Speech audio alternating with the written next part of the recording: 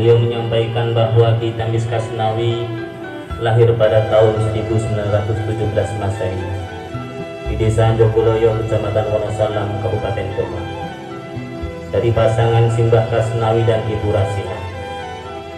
Nama kecil beliau adalah Tamyiz. Beliau sejak kecil sudah belajar ilmu agama. Di antaranya adalah beliau sering diajak oleh Mbah Kasnawi ke Semarang untuk ikut ngaji di hadapan Syekh Syahdi Kauman Semarang dengan berjalan kaki setiap hari Selasa dan Jumat.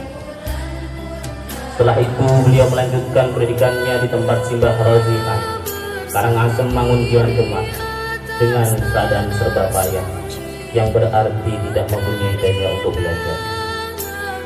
Oleh karena itu, beliau menyiasati keadaan hidupnya dan kerja keras dan penuh keteguhan dan tidak mau berputus asa.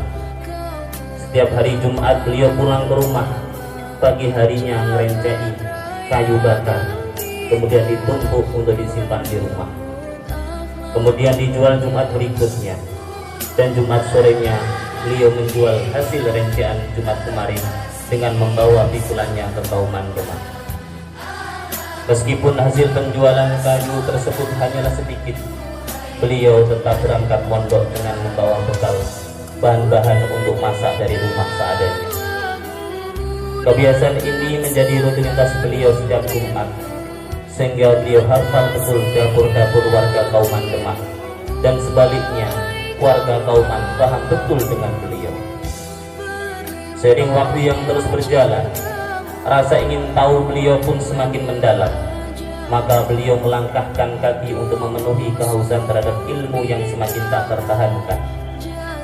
Menghadapkan diri di Pondok Kembangan Demak untuk menimba ilmu dan kebijaksanaan Kiai Haji Ahmad Badawi Rafi'i yang akrab dipanggil dengan sebutan Mbah Badawi. Di Pondok Kembangan inilah akhirnya mengantarkan beliau menjadi murid kinasihnya Mbah Badawi karena ketulusan mengaku, sehingga mendapat hadiah nama dari Tamyiz menjadi Tamyiz. Mutiara indah yang masuk hati Mbah Badawi ini melewati hari-hari dengan kekurangan dan kesulitan, tetapi karena ia mutiara tetaplah mengilaukan pandangan mata, memancarkan pesona keindahannya. Dan betullah pilihan Mbah Badawi yang jatuh hati pada santrinya yang diberi nama Tamyiz dari Jogoloyo ini.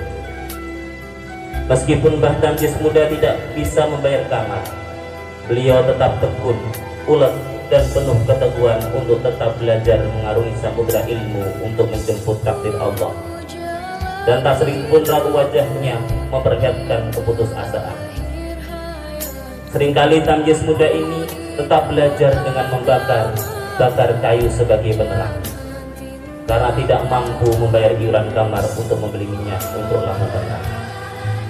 Sehingga beliau tidak berani masuk ke kamar karena sadar diri yang tidak mau dikasihani oleh teman-temannya. Dan sebagai bukti keteguhan beliau, jika sudah habis bakaran kayunya, beliau tetap meneruskan belajar meskipun memakai bara api atau istilahnya mowo. Beliau mempunyai tekad yang kuat dan pandai menyiasati kekurangan, karena kekurangan merupakan anugerah untuk bisa mencerdaskan. Sehingga beliau pun memanfaatkan sinar rembulan untuk penerang dalam belajar, karena bisa menghemat biaya atau kayu bakar. Begitulah beliau dalam menyikapi hidup, selalu menerima setiap anugerah Allah untuk bisa digunakan sebagai alat untuk semakin mendekatkan diri pada Sang Pencipta hidup.